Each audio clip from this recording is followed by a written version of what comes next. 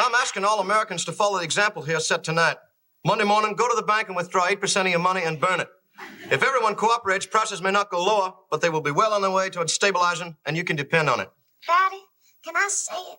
Well, Eskimo Pie, we got to burn your money, so why don't we let Daddy say it? Oh, please, Daddy. Okay, if you really want to do it, Four Eyes. Oh, boy.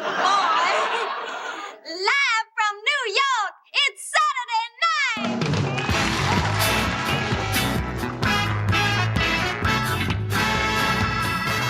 Hello and welcome to the Not Ready for Primetime podcast. We're Gary Seath and Brad Robinson. And you're not.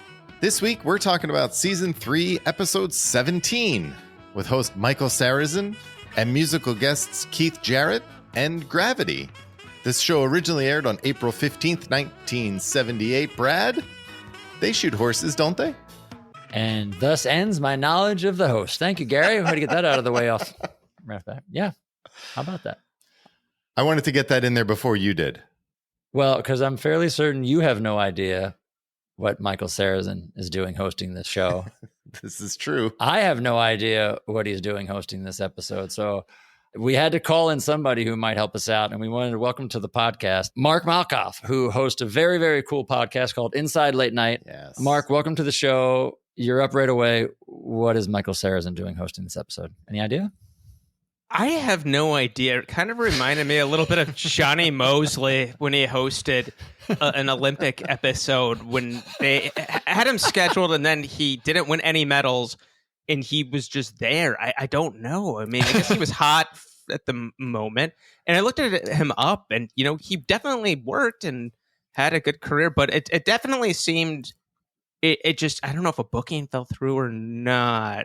But it definitely seemed very not in what they would normally do.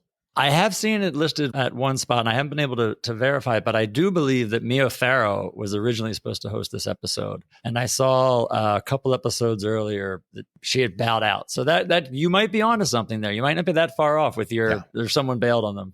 Might be close.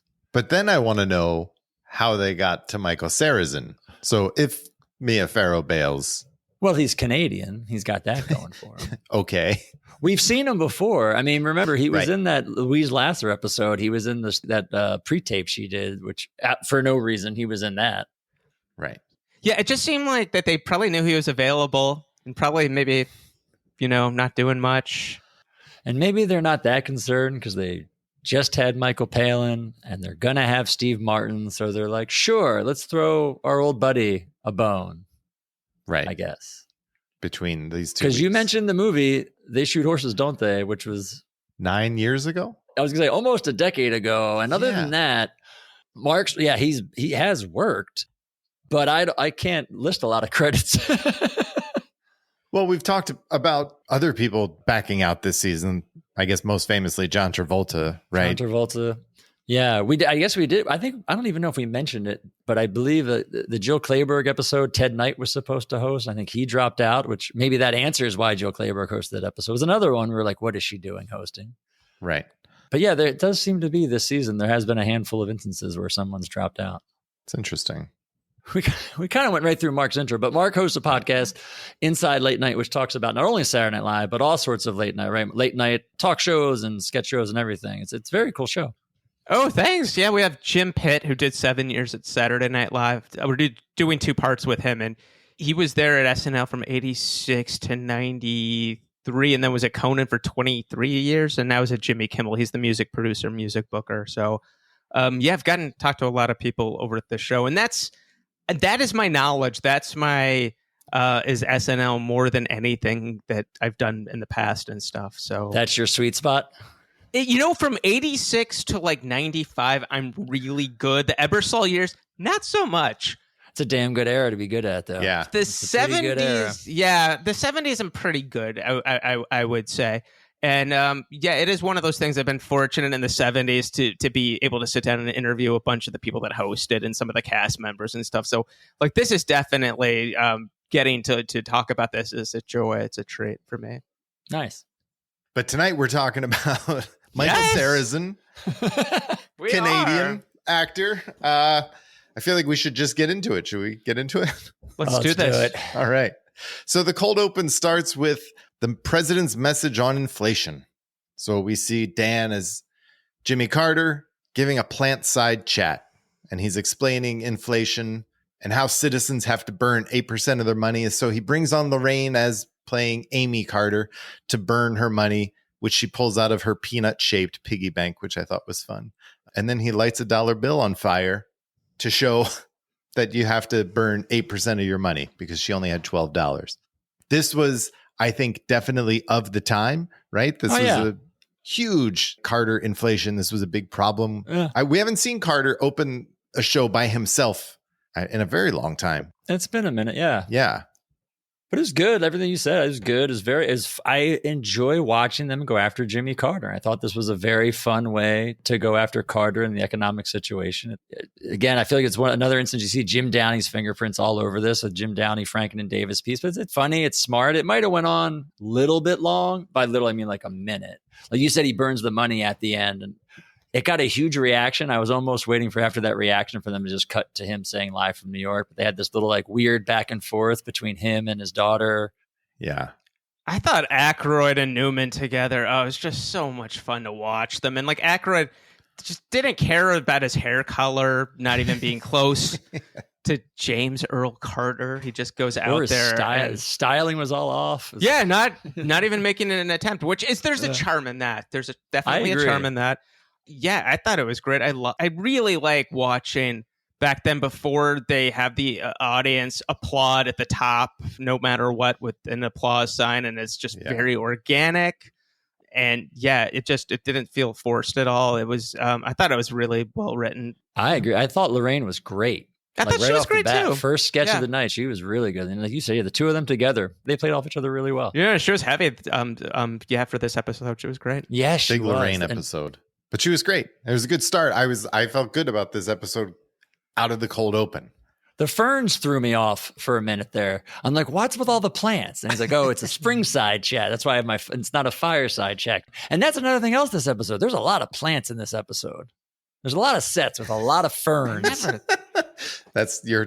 right. You'll see. We'll have to count the ferns when we go through the episode. See. Yeah. I can't wait.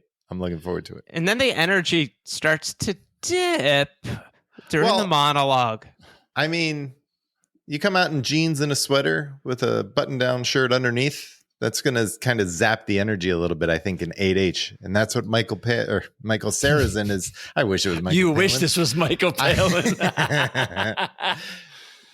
So Michael Sarrazin comes down for his monologue in his jeans and sweater and talks about it being April 15th, the day the Titanic sunk, but also the day that Abraham Lincoln was shot by John Wilkes Booth. So it's Booth Day. Booth Day. Which is a bad omen for actors, which I had never heard before. I'll tell you what is a bad omen in this monologue.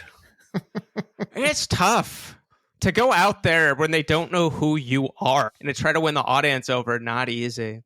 It's not. I will say, though, I don't know.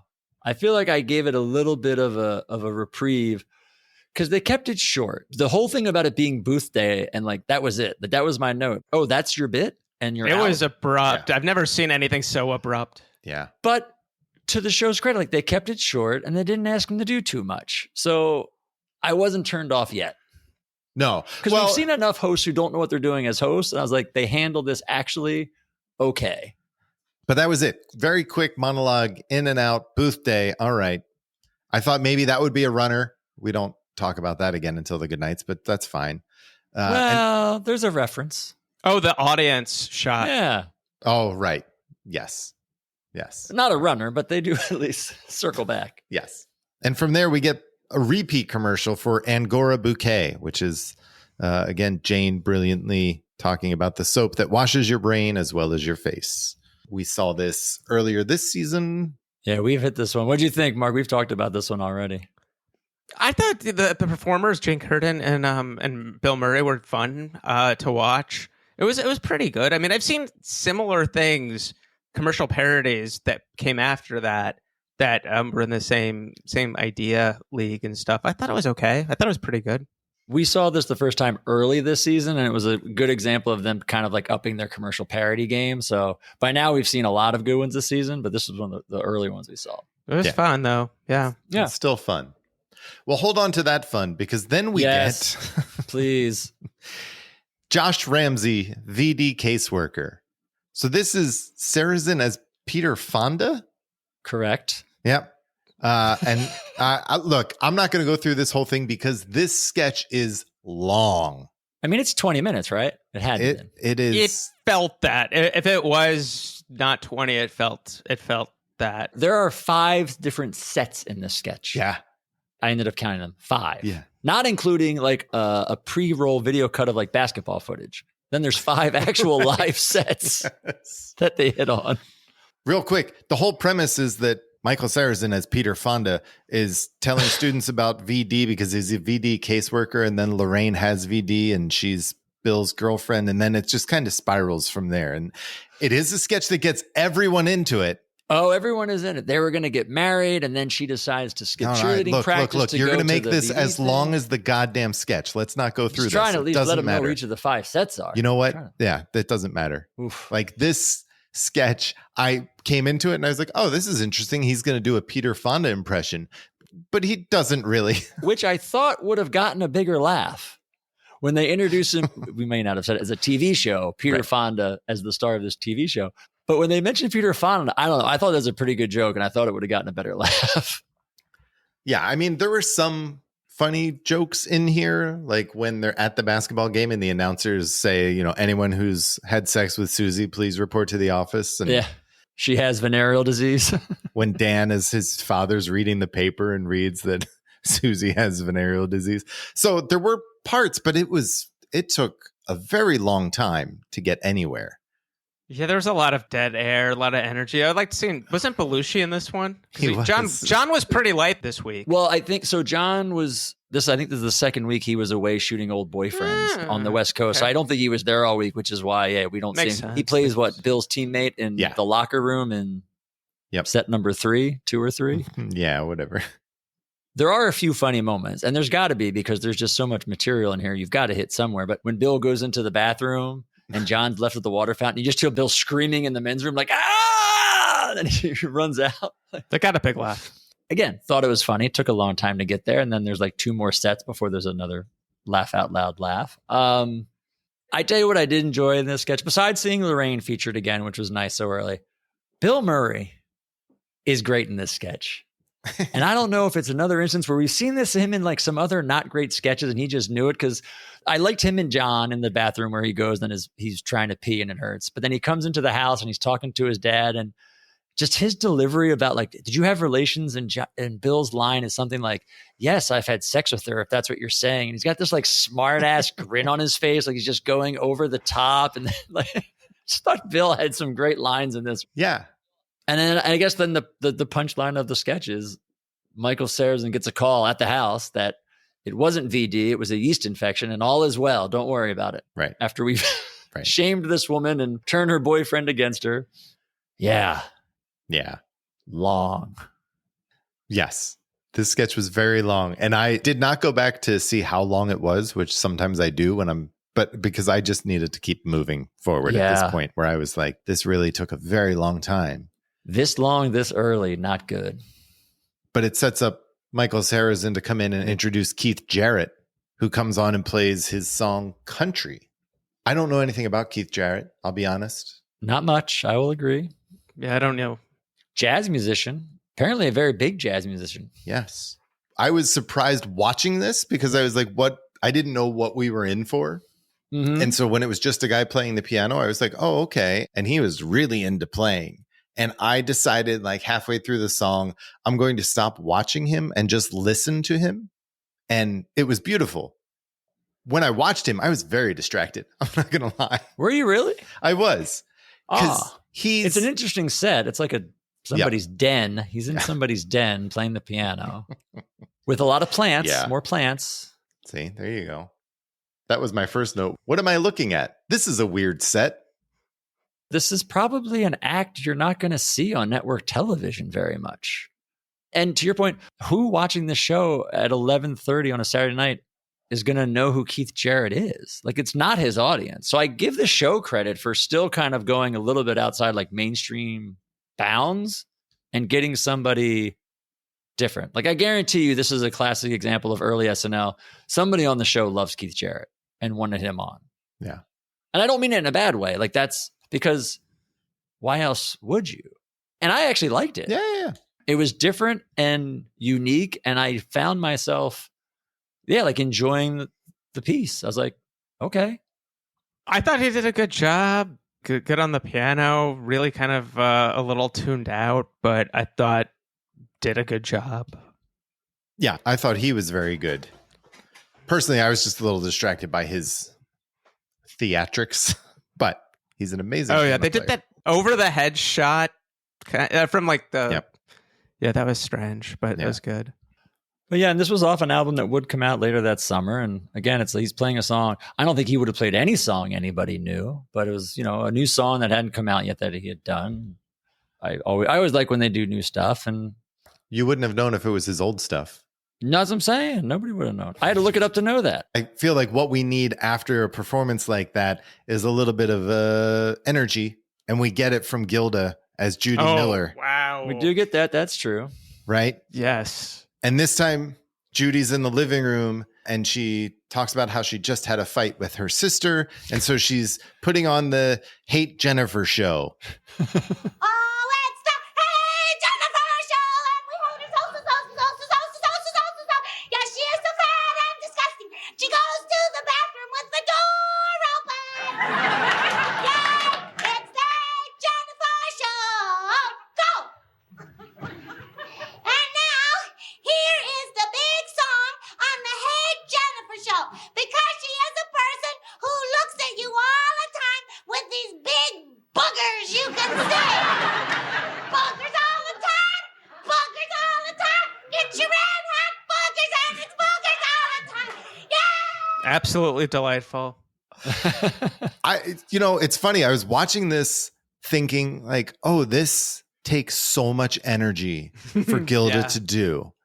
And this felt like it was long because she just kept going and like bouncing all around and jumping on the furniture and running all around. And she didn't lose an ounce of that energy throughout the whole thing. It was pretty amazing what she did. I wonder if she had to hold back at dress rehearsal a little bit. I think Aykroyd would hold back like maybe 20% of his energy and save a little bit more for the live show. But yeah, watching that, you're absolutely right. She's going all out.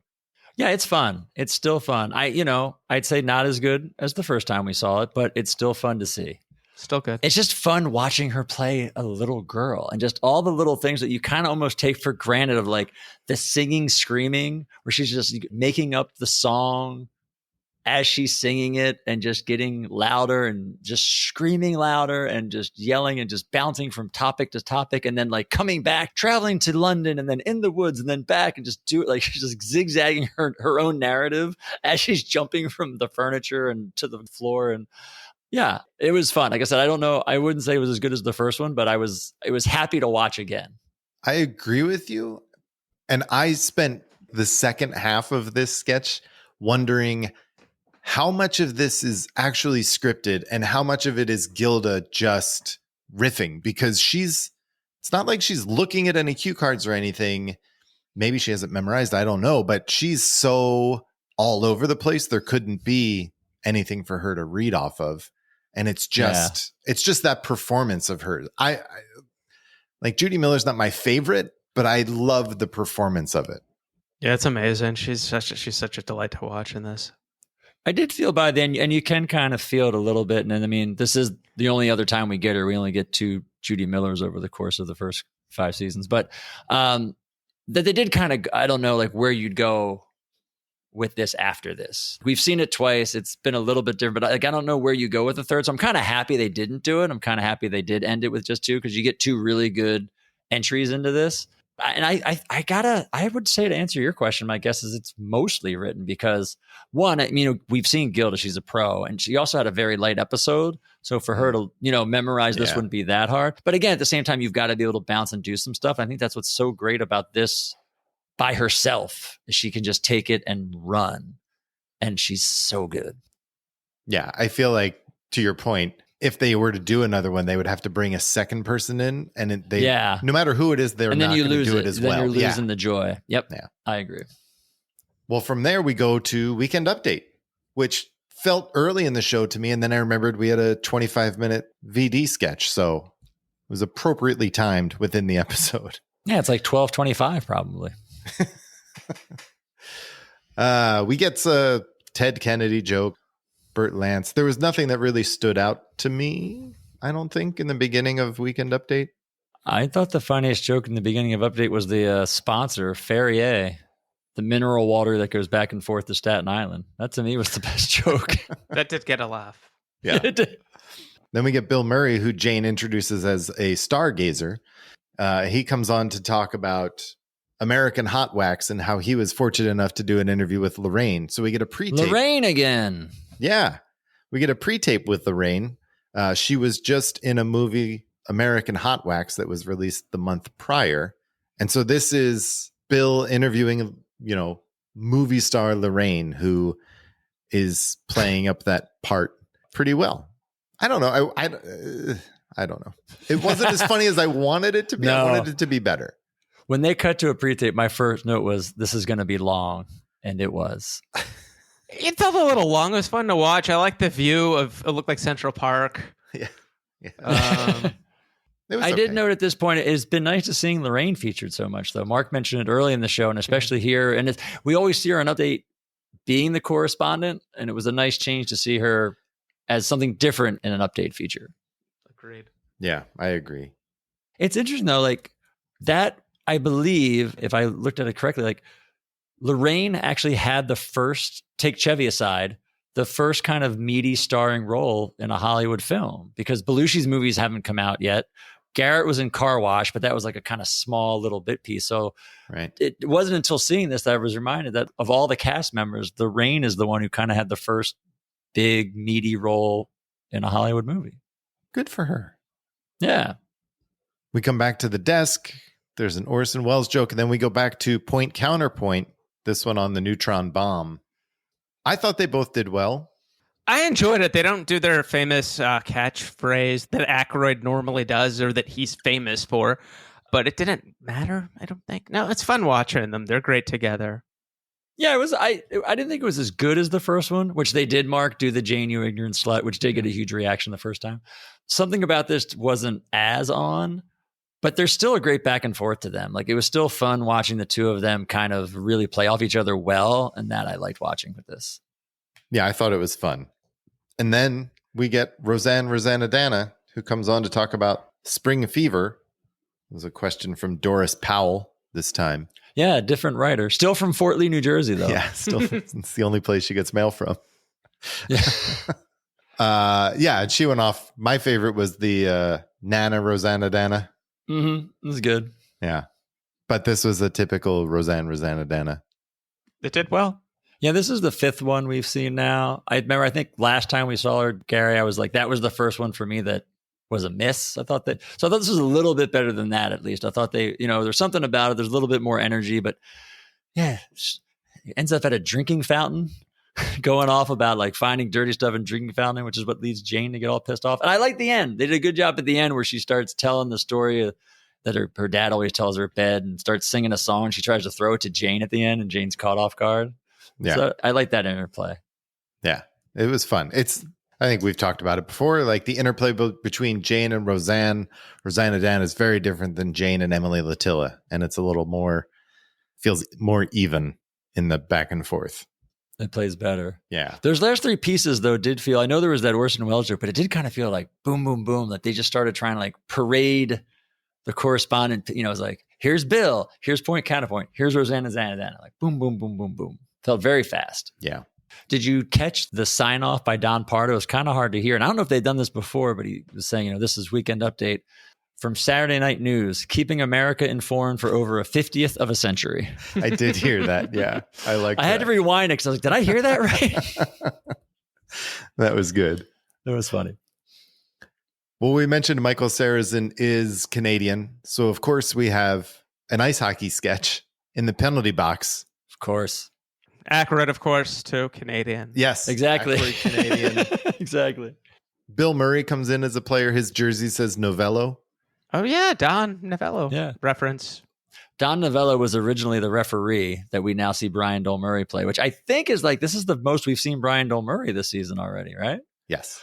But Don Novello is not a skater, and apparently during rehearsals during the week fell and broke his hip.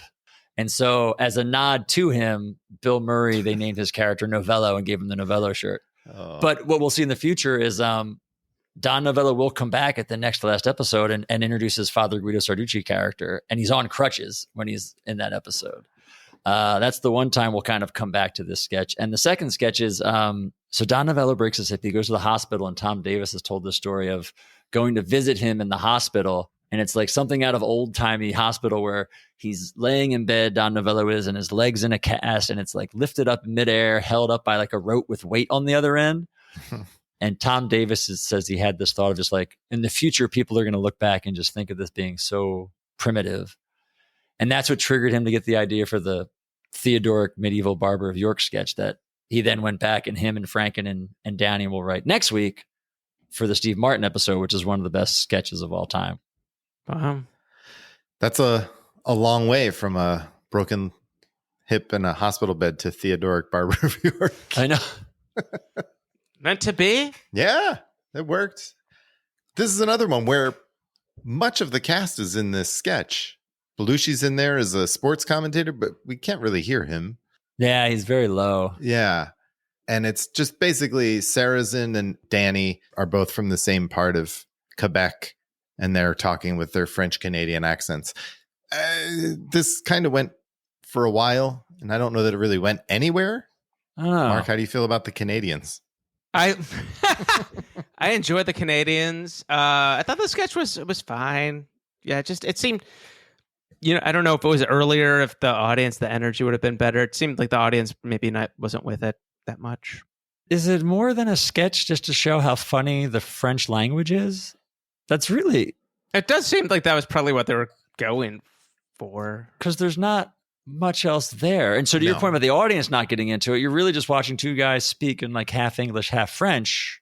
So I can see it's very easy for them to fall out of it, the audience, that is. It was hard to understand them, not just because they had the fake French accents, but it was like they had the crowd noise going behind them the whole time, and it just made the audio kind of difficult to hear. Yeah, the audience extras making noise. Yeah, there was a lot going on there. I did laugh out loud at the end when Tom Davis pours the beer on Dan Aykroyd's head. That did make me laugh out loud. And Dan starts climbing the wall to yell and start a fight with him. And Garrett was fun. Garrett plays a police officer. Am I correct? Yes. Is this correct? Yes, Garrett plays a police officer manning the penalty box in between the two. Correct. Yes. Yeah. And then so when Bill and Sarrazin come off, they start fighting each other, and Garrett's caught in the middle, and it felt very like vaudeville 50s comedy of him bouncing in between the two and yelling and throwing his hands up. I had to give Garrett a little bit of credit. He made the most of what he had. Yeah. And he did not have a lot tonight. So. And I got to give the show credit for this sketch. I mean, they're on a rink. They're skating in and out of that box, right? It looked like it. Yeah. I don't know. Brian Dole Murray slides in and slides out. And when the guys come into the box, they slide in. And when Dan climbs up on the wall, he's wearing ice skates. No, I know. I just thought that they walked on, that it looked like ice, but I didn't think they... When they pull back at the very end, you can see it. There's a bit of... I just thought it was fake because, but whatever. Maybe it was real ice. Yeah, I don't know. Well, it's either ice or roller skates, because that's how Don Novello fell, is because he fell skating in the sketch, trying to skate to the board. Yeah. It's just how do you put ice in 8H and keep it cold? Air conditioning, man. Do you want me to call him right now and ask him? Who, Don Novello? Yeah. Yes. I don't think he's gonna answer, but I'm gonna call him right now. You never know. We got time. He's in California. I've not talked to him in many, many years. How's as good a time as any? Yeah. He doesn't have a cell phone. I'm just gonna call. This is gonna be great. It could be if he picks up.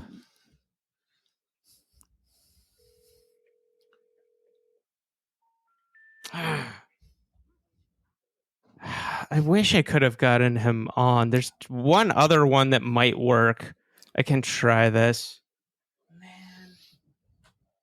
Can you edit this around? Absolutely. Of course. Okay, let me try this. We'll either edit this out or this will be the entire episode. Not sure which. We'll see.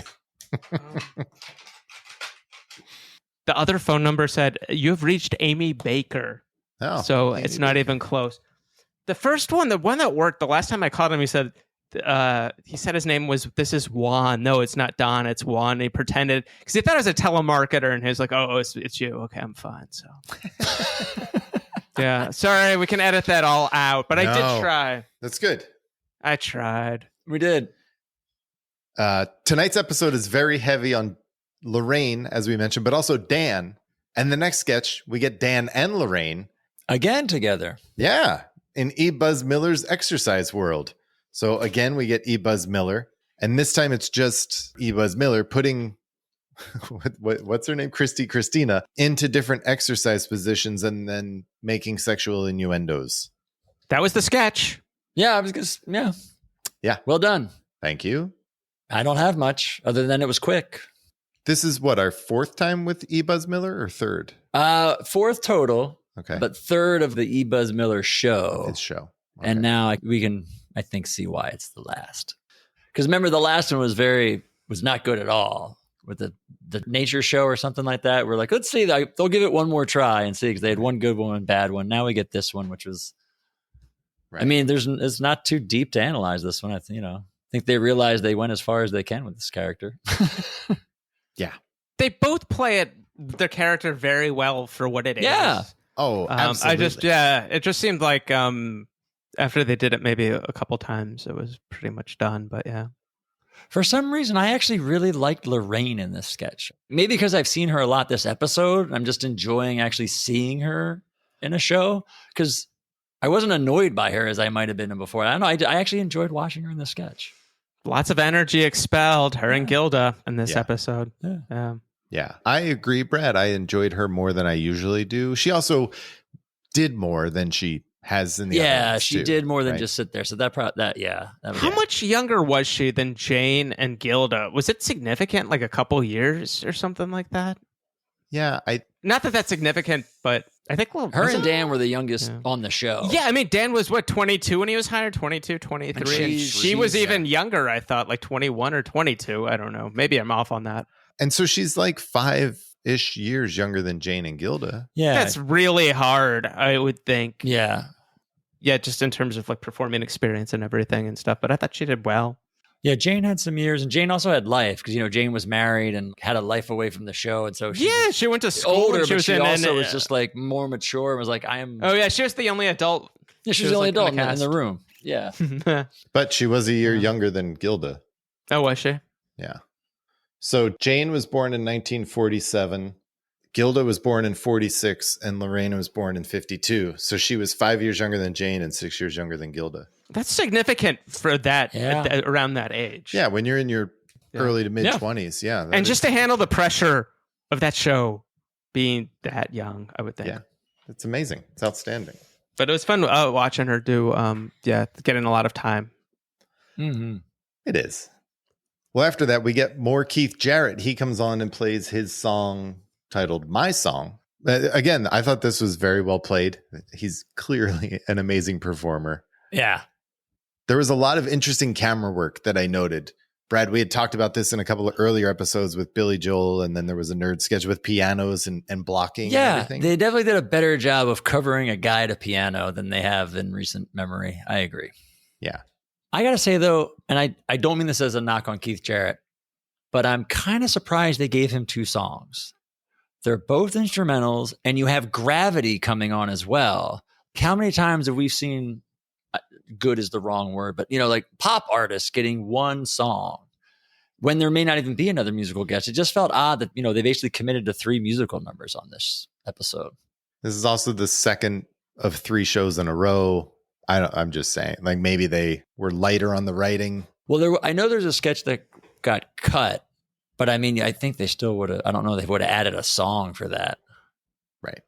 But yeah, this is the title track of that album that's going to come out next summer. My Song. After this, though, we have, I don't know, it is one of the best pre-tapes ever, I think. La Dolce Gilda. ever. Ooh. Very, very good. Very solid. Tom Schiller. Phenomenal. Yeah. You're surprised, Brad? It's not one of the... No, it's very good. A best pre-tape ever. It's a I think this is a honor. brilliant film. You know, we've seen other filmmakers come on and not necessarily make laugh out loud comedic films, and they don't fare very well. Right. And this is the exact opposite. This is a very good short film. It's funny, it's done so well. It's just, you can do it. You can do it. Right. We've talked about this with Tom Schiller, pieces that he's written in the past, sketches that he's written, right? He's heavily influenced by European film. And we've seen that in sketches. And now we're actually seeing him make a film. An homage. Yeah. An homage. Yeah. Yes, exactly. Yeah. Like those wonderful Fellini films and Tonioni films from Italy. I love this because of how I think it's so well shot and edited, and the audio, like everything in this homage just works for me, knowing those films, which I really enjoy. I thought it was in terms of Schiller's reel, I thought it's way up there, probably in his top 3. I thought it was phenomenal. I thought it was really well done, impressive. Yeah, it's funny. There's emotion. That whole thing, I know when they did the 15th anniversary when they did the Gilda tribute and stuff, they showed the end of it. And every time I see that, I'm just like, warms my heart.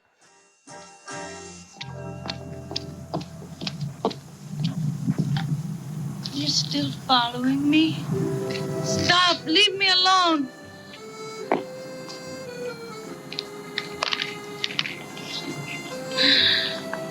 I'm just teasing. Come here. Come. Closer. You know I love you, my little monkeys. But leave me my dreams. Dreams are like paper. They tear so easily.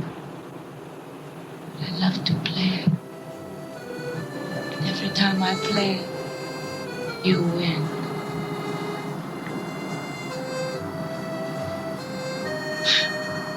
Ciao.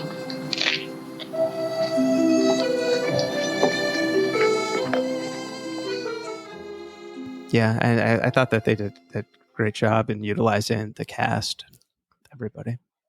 Yeah. Well, and they shot this live, or not live, but they shot this at an actual after party. They shot this at the after party of the Christopher Lee episode. So they finished the show and Schiller runs to the bar to stand by, and then Gilda and Lorraine and Dan went and got dressed and got into the costumes. And Belushi apparently wasn't supposed to be in this. This was originally written for just Gilda, Lorraine, and Dan, but John wanted to be in it, and he jumped in with them in the car. And then when they arrived, Schiller was already set up to, record her coming to the party. And when John gets out of the car, he's like, now he's in the movie. That's amazing. But they shot this at the actual after party. So you see like Brian Del Murray's in it, and Alan Zweibel's in it, Andy Beats is in it, a bunch of the writers.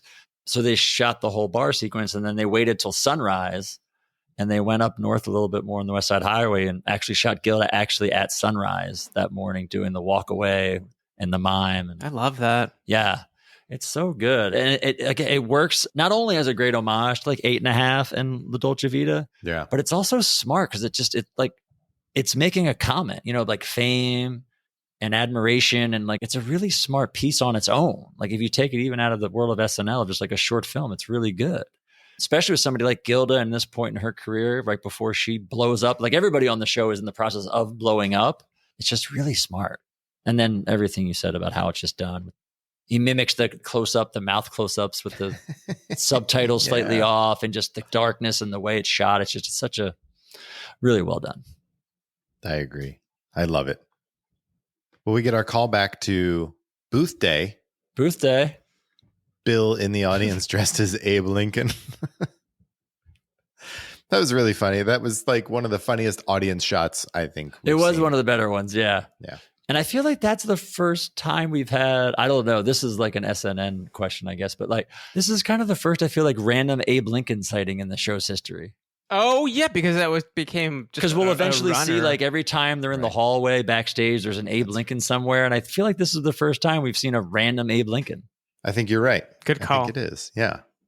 Well, we get Lorraine one more time. Yes. She comes on as Tina Gemini, the host of Archaeologicus, Sure. I think is what they said. Yeah. Close enough. And I guess that's like a show. And then within the show, they found the treasures of Morton Common in Palm Springs or the Palm Desert. And it took me a minute, I will admit, to realize that this all Takes place in the future. She's in the future. She's in the future. Because they find these relics from 1962. Yes. And they find such treasures as his Dolce & Gabbana slippers and a Lacoste shirt. And then my note says, oh, this is the future. There's a crock pot. There's a crock pot where they explain tuna casserole, golf carts. Once I got onto the gag here, I enjoyed this more. Yeah. I thought it was funny. Morton Common, Tutankhamun. Another find was this primitive recording device, which enables us to actually hear Morton Cayman's voice and this strange message. Hello? Martin and Shirley are out right now, but we'll be glad to get back if you leave your name and number after the beep tone. Have a nice day. Did that beep frequency brainwash callers into obedience to Morton Cayman? You can see that people were treated as slaves with numbers instead of names. My first note in this when we see Lorraine, she starts talking, as I said, this already screams as a 10-to-1 sketch. It had that and I mean feel. that in a good way. Yeah. And it was. And this is another Tom Schiller piece, which she's done a couple. This is almost like, remember, we've seen a lot of these, not recently, though, where it's like really weird 10-to-1 pieces written by Tom Schiller with only Lorraine Newman performing in them. Like it reminded me of a bunch of those we saw the old season 1. And this is actually, Schiller has said this is his favorite sketch. This and Bad Musical are his two favorite actual sketches that he wrote for the show. And I thought it was funny, she's, powerful amulets protecting his feet and the holy alligator. It's this really great funny thing of like, you just deduce all this shit that you find. So like, oh, this holy alligator must mean something. They found like hundreds of shirts and literally hundreds of colors in his closet, and it must be something important. Yeah. I appreciated it. Yeah, that's interesting that it's Schiller's favorite. Or one of his favorite. Did you say favorite? We had his biographer was on recently. Oh, Mike Schiller. I've known Mike Street. Yeah, I've known him forever. I know Michael Streeter. So in Streeter's book, he has a part where he said Schiller said that Bad Musical and that this were his two favorite sketches. I have Mike's book somewhere. It's been forever, but no, that's interesting. No, I enjoyed it. I definitely do, and I'm a Schiller admirer. Yeah, it's really good. I just like the depth of this sketch. Once you realize it, yeah. Oh, yeah, once it clicked that it was that she was in the future. Because they're not, they're not obvious about it. You're right. You hear the audience just the slight laugh, the people that get it all at once, but it's right. Yeah. Well, she has this weird collar on, and I was like, "That's interesting wardrobe," but I didn't really. Yeah. At first, well, whatever. It's very fun. Mike writes about it in the book a little bit. He calls it like time capsule humor, like the Acid Generation short film he did, where he's totally messing with time frame and frame of reference for the topic he's talking about. Yeah. Well, that was a good last sketch of the night, because from there we get Michael Sarrazin comes on and introduces Howard Johnson and his band Gravity, and they play Tuba City Get Back. I did not realize tubas were so big in the 70s, but these guys can play. They did a great job. It was cool. It reminded me of the end of season 2 where they let Howard Shore do a number. It felt very reminiscent of that. We're like, Howard Johnson, we love you. Bring your tuba band on and play a song. I thought they did a good job. I enjoyed this. It was upbeat. It was good energy. It was good right before Good Nights, I think, to get the energy. Yeah, I agree. Yeah, my only thing is it just seemed odd you'd have this and 2 other instrumental performances in the same episode. Like either not want to knock Keith Jarrett, but maybe only give him one song, or if he's going to do 2, save this for another night. That's the only thing I would say. How often? Billy Preston did the first show. I know he was in the main musical. Did Janice Ian do 2 songs on the show? They both did 2 that night. Wow. I just remember Billy Preston, the first musical number that ever was really on the show. And I love that song and I love that performance. Well, that's our show. Yeah. I loved Good Nights. Yeah. Hey, the host is back. The host is back. I mean, he did introduce Howard Johnson's band. Yeah, but he wasn't in a sketch for a long time. No. But I mentioned earlier, there was a sketch apparently written that the censors wouldn't allow. And I saw an interview Lauren did on Letterman, of all places. You'll appreciate this, Mark, late night. But he was on Letterman in the 80s talking about this sketch they wrote that the censors wouldn't allow. And they apparently were like arguing with it even through the live taping until they finally just gave up on it. It was a Jim Downey sketch, and it was going to be the second of the What If sketches, Gary's. Remember that TV show, What If? Yep. And this was, it was what if the Romans didn't believe in capital punishment? And what if Jesus served a brief sentence and was out on parole instead of being crucified? And they were doing a parody of the Dennis Hoffman film Straight Time at the time. So like the apostles showed up and they were all trying to convince Jesus, who was going to be played by Michael Sarrazin, to do like one more miracle before he hangs it up. But they couldn't get it past. Interesting. Yeah, and they couldn't get it past. So I think it's kind of why, like, again, if the story is true, like they were fighting it through the episode and all of a sudden they find out halfway through it's not going to go on, then you miss the host all of a sudden. Because Lauren was like, this was like the tentpole sketch of the episode. It was all kind of based around this. So if you lose that, then you're kind of scrambling. Right. So maybe they gave Jarrett another song because of that. I was thinking that's how you got La Dolce Gilda this episode is, they knew they had that in the back pocket. That does happen. But the host is noticeably absent for the last half of the show, sadly. Yeah, at least out after the penalty box sketch. He's not back, right? So, yeah. It wasn't a very strong episode, I didn't think. It sadly got off to a very bad start is the problem.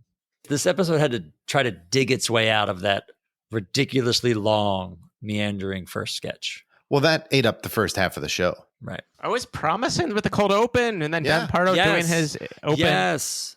And then the energy I feel like the energy just, from that point. They killed like any momentum before they could get any.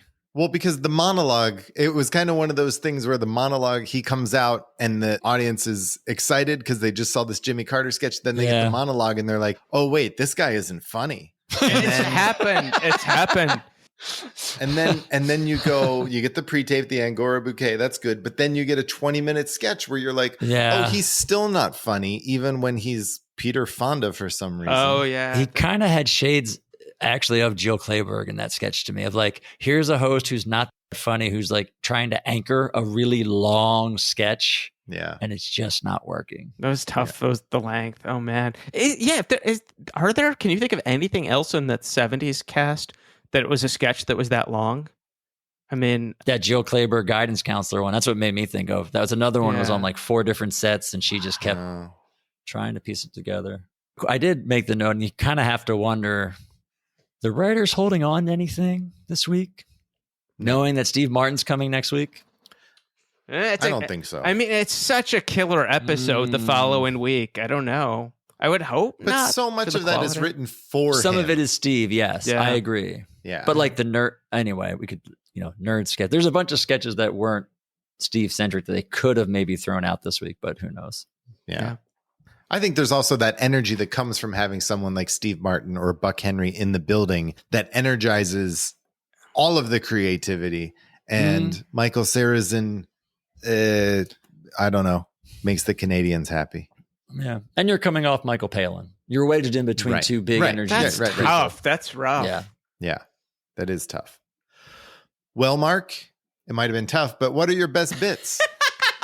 I like the cold open. I enjoyed the cold open. I enjoyed Tom Schiller's real piece with Gilda. I think that those two probably are my favorite. And then just watching Gilda, because she's Gilda, do the Judy Miller. And I think it was good they did 2 of them. And I think that was, that was perfect. Because the tendency is maybe in some of the other later years just to do that thing way too many times, but it was good.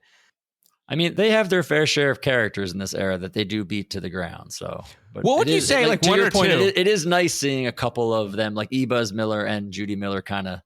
Stepping away? What did they do too much? Do you think of? Was it Emily Latilla? Oh wow! Okay. Yeah. I mean, Samurai is that runs a. Coneheads they did a lot. They did 7 times maybe Samurai. Roseanne Dana. That one's. I'm always fascinated. I always try to look those up and how many times some of those things were done. Yeah. Well, Brad, what are your best bits? I got to go with Mark with La Dolce Gilda. That's my only one, though. So good. Yeah. It's an easy one, but it's Yeah. the only one. Yeah. No, I'm with you. I had La Dolce Gilda. That was it for me too. I really liked Archaeologicus. I was just going to say, after we talked about it, Yeah. I did enjoy it more like talking about it with you guys. And I liked it to begin with, but I didn't think it was best bits, but it is a fun one. Yeah. I think it's up there just because the rest of this episode wasn't up there. Are you adding it? Official ad? Yeah, I'll add that. All right. All right. Well, Mark, thank you for doing this. This was a lot of fun. Yeah, I don't do many of these, so I appreciate it. It's nice talking to two people that know a lot of SNL stuff. I don't get the treat to talk to people like this very often, so that's great. It's fun. But tell people about your podcast, because you actually do have a great podcast in your own right where you are the host, Inside Late Night. Inside Late Night is there's a website called latenighter.com, and they've gotten a bunch of exclusive interviews with people from Saturday Night Live and other late night shows. And you know what? Just try to delve deep as much as I can. So far with the SNL, we've covered mostly like 80s, 90s, and 2000s. But I really do want to go back and hit up the 70s as well. But we just try to get stories that have never been told. That is my goal, and to figure out some of my favorite pieces, who wrote what, because it's still just a giant mystery sometimes on who wrote what. I mean, I just had Robert Smigel on, and there's a database now where even stuff that was read at read through is available to read. The stuff that didn't get past read through, and you can just type in any sketch that got on the air, and it'll say who wrote what, who were the writers, and it's like, oh man, that's to me is what I want to know. That's great. So yeah, I have that, and then I have the Carson podcast about Johnny Carson. I did 8 years, and we had Buck Henry on, and Kevin Nealon, and a bunch of SNL people like Diane Cannon talking about hosting the show. So I forget who else we had on, but Elliot Gould talked about a little SNL. It's a long list. I listened to that podcast back when it was on the Carson. Oh, thanks. Podcast. Yeah, it was. And so, I was always amazed at the guests you got on that show. They wanted to talk about Johnny Carson, and trust me, it was not me. It was a happy accident. I had no idea. And I would do my Carson questions. And then if I'm with Elliot Gould or whoever, Buck Henry, I'm doing SNL as much as I possibly can. So. Yeah. That's awesome. People were nice. Yeah, that's great. Well, thank you again. This was a lot of fun. Oh, thanks for asking me. This was great. You guys do such a good job. I appreciate it. Thanks, you. Thanks, man. Next week, we're talking about season 3, episode 18 with host Steve Martin and musical guest, the Blues Brothers. This is the big one. This is the big one. And I think we can say that we have a couple of special guests that join us for different parts of this episode. This is true. Yeah. Very excited. I feel confident saying that. So I'm really looking forward to it. Until then, good night and have a pleasant tomorrow. Good night and have a pleasant tomorrow.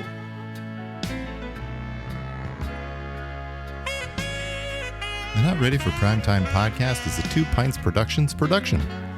Produced and edited by Brad and Gary. Thought about by Brad and Gary.